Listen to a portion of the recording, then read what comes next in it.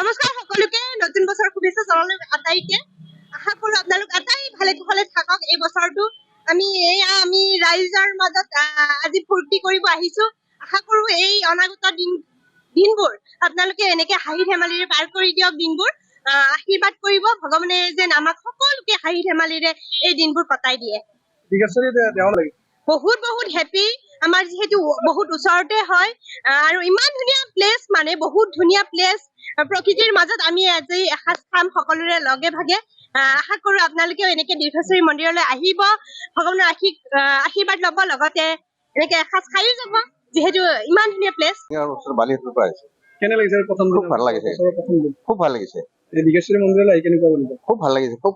সুখ অনুভৱ কৰিছে আহি পেলাই ইয়াত যিহেতু নতুন বছৰ অসমবাসী ৰাইজৰ কি আপোন অসমৰ সকলো সুখ সামগ্ৰী চাওঁ ৰাইজ হাই প্ৰেছাৰ নোহোৱাকৈ চাওঁ মই ইয়াৰে বাৰু স্থানীয় মানুহ আচ্ছা যথেষ্ট ভিৰ হৈ গৈছে আজি মই মানে মনটো নিজকে শান্তি অনুভৱ কৰিছো নতুন বছৰ আগন্তুক নতুন বছৰ সকলো মানে মংগলময় হওক এয়ে মই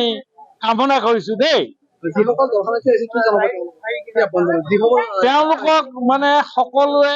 যেন মানে ভগৱানক স্মৰণ কৰি মানে আগন্তুক দিনত যাতে পৰিয়ালবৰ্গ সহিতে সমাজৰ মানে উন্নতি সাধন হয় সেইটো কামনা মই কৰিছো তেখেতসকললৈ মই এই আহ্বান জনাইছো নমস্কাৰ সকলোকে নতুন বছৰ শুভেচ্ছা জনালো আটাইকে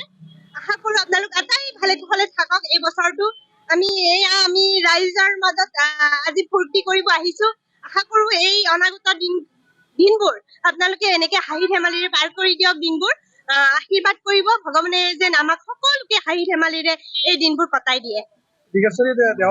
বহুত বহুত হেপী আমাৰ যিহেতু বহুত ওচৰতে হয় আৰু ইমান ধুনীয়া প্লেচ মানে বহুত ধুনীয়া প্লেচ